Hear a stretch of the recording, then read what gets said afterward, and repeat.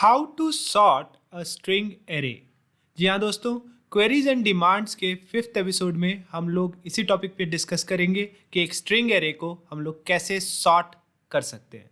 तो चलिए शुरू करते हैं।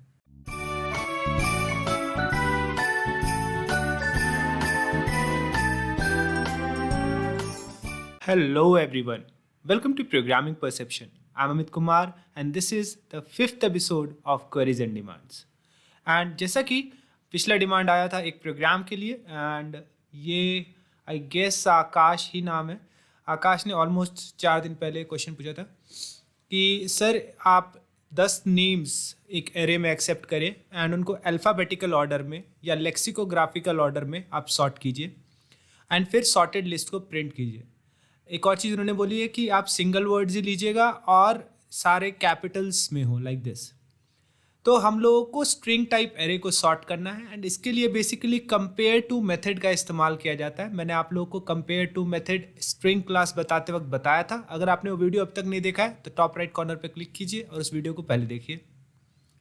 एंड जब हम कंपेयर टू मेथड का इस्तेमाल करेंगे तो साथ ही साथ हमको एक सॉर्टिंग लॉजिक भी चाहिए कि हम कौन से सॉर्टिंग लॉजिक से उसको सॉर्ट करेंगे, क्योंकि कंपेयर टू मेथड सिर्फ हमको कंपेयर करने में मदद करेगा, सॉर्ट करने में नहीं। एंड इसके लिए मैंने एक सिलेक्शन सॉर्ट का लॉजिक भी बताया था अपने पिछले वीडियो में। अगर आपने वो वीडियो नहीं देखी है तो आप अब उसको टॉप राइट कॉर्नर पे क्लिक करके देखिए और जब आपका सॉर्टिंग लॉजिक क्लियर हो जाए तब इस वीडियो को कंटिन्यू कीजिएगा। सो चलिए हम लोग इस प्रोग्राम पे काम करते हैं एंड समय को बचाने के लिए मैंने यहाँ पर एक क्लास बनाकर रखा हुआ है। आपको मैं दिखा दूँ क्लास में क्या है। तो क्लास में मैंने एक स्ट्रिंग टाइप का एरे क्रिएट किया है। मैंने इसको स्टैटिकली इनिशियलाइज किया है, मैंने अलग से वैल्यू इसमें असाइन नहीं की है। एंड इसके अंदर जितनी भी वैल्यूज़ है मैंने अपर केस में रखी है। अगर आप यूज़र से वैल्यू ले रहे हैं तो आप टू अपर केस मेथड को कॉल कर सकते हैं उसको ऑपरेट करने से पहले। खैर, सो यहाँ पे मैंने 2 लूप रन किए। पहला लूप प्रिंट करेगा नेम्स बिफोर सॉर्टिंग एंड सभी नाम को प्रिंट करेगा, एंड दूसरा लूप प्रिंट करेगा नेम्स आफ्टर सॉर्टिंग एंड उसके बाद सभी नाम को प्रिंट करेगा। इनके बीच में यहाँ पर मैं सॉर्टिंग लॉजिक को अप्लाई करूँगा। फिलहाल मैं इस प्रोग्राम को रन करके दिखाता हूँ। सो ये सॉर्ट नहीं करेगा एंड नाम को एक ही ऑर्डर में रखेगा, नाम के ऑर्डर में कोई चेंज नहीं आएगा। तो सिंपली बस इसको रन करते हैं एंड आप देखिए बिफोर एंड आफ्टर सॉर्टिंग में हुई ही नहीं है, एक्चुअली नेम्स उसी ऑर्डर में है। अब हम कंपेयर टू मेथड को यूज़ करेंगे, मगर उसको समझाने से पहले, कंपेयर टू मेथड दिखाने से पहले मैं कुछ स्टेटमेंट इसमें कमेंट करना चाह रहा हूँ। तो मैं आपको शॉर्टकट भी बता रहा हूँ, इसको आप सिलेक्ट कीजिए। एडिट में ऑप्शन आपको मिलेगा कमेंट करने के लिए एंड अनकमेंट करने के लिए। तो कमेंट करने का ऑप्शन है F8 और अनकमेंट का है F7। तो सिलेक्ट कीजिए, प्रेस कीजिए F8, ये सारा कमेंट हो जाएगा। सिमिलरली इसको सिलेक्ट कीजिए, प्रेस कीजिए F8, ये सारा भी कमेंट हो जाएगा।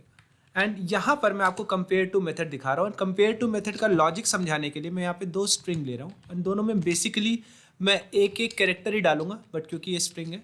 ओके, नाउ अब स्ट्रिंग str2, हम जानते हैं कंपेयर टू मेथड उनके ASCII की डिफरेंसेस को रिटर्न करता है, राइट। सो डेफिनेटली अगर मैं a और b दो कैरेक्टर ले रहा हूँ 2 अलग अलग स्ट्रिंग में एंड मैं कंपेयर टू मेथड को कॉल कर रहा हूँ तो इन दोनों की ASCII के डिफरेंस को वो रिटर्न करेगा। So str1 dot compare to str2, right. And let's see, फिलहाल आउटपुट आएगा -1। लेट्स सी क्यों, एंड फिर हम इस बात को समझेंगे।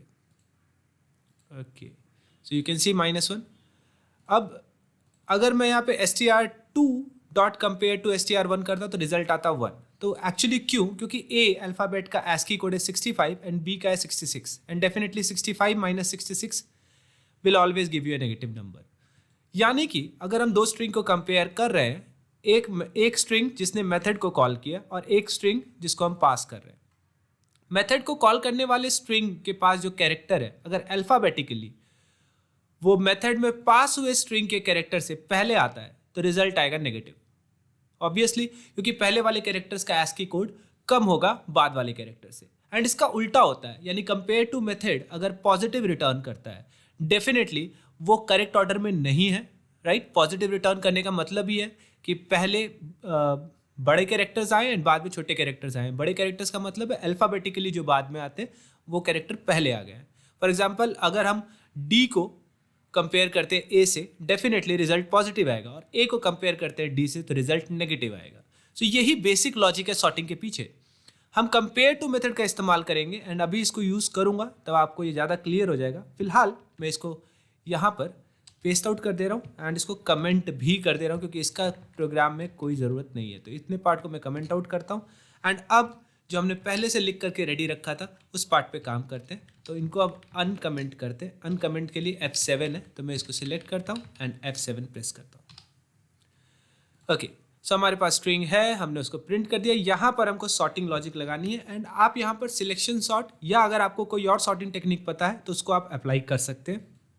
कल मैंने सिलेक्शन सॉर्ट का लॉजिक आपको दिखाया था, तो वापस से मैं इसको दिखा रहा हूँ एंड इसी लॉजिक को हम लोग वापस से इस्तेमाल करेंगे। थोड़ा सा टाइम को सेव करते हैं and here you go.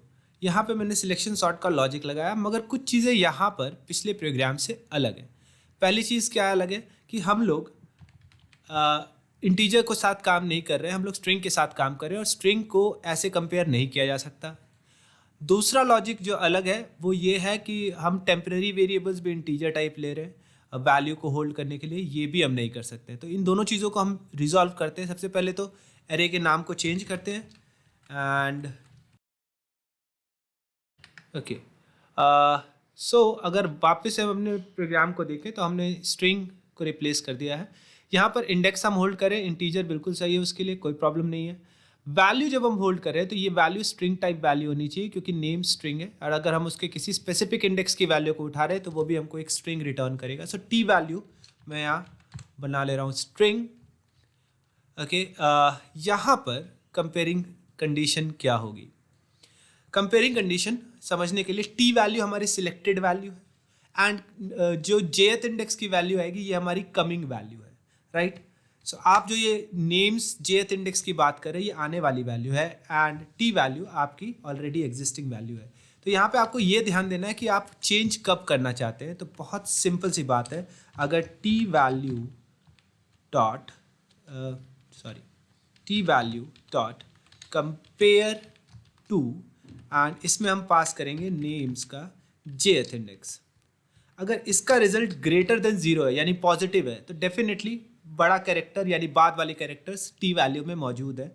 Names के अंदर जो कैरेक्टर मौजूद है वो टी वैल्यू के अंदर कैरेक्टर जो मौजूद है उससे पहले आने चाहिए। सो इस कंडीशन के ऊपर हम यहाँ पे वैल्यू भी स्टोर कर लेंगे, हम उसका इंडेक्स भी स्टोर कर देंगे एंड यहाँ पे आकर हम उसको स्वैप कर देंगे। So this is the swapping logic. Logic बिल्कुल वही है, बस एक कंपेयर टू का लॉजिक यहाँ पे नया आया है, तो आप इसका ध्यान रखिएगा। अब इसको कंपाइल करते हैं एंड फाइनली इसको रन करते हैं। सो राइट क्लिक मेन, ओके। सो आप देख सकते हैं कि पहले नेम्स अल्फ़ाबेटिकल ऑर्डर में नहीं थे एंड बाद में नेम्स अल्फ़ाबेटिकल ऑर्डर में आ चुके हैं। सो यहाँ पर आप इस तरीके से काम कर सकते हैं। डेफिनेटली याद रखिएगा नेम्स की लेंथ भी मायने रखती है। तो डेफिनेटली अगर मैं 2 नाम एंटर करता हूँ, सपोज एक नाम है अमित और दूसरा नाम है अमित कुमार, सो डेफिनेटली अमित कुमार अमित के बाद आएगा।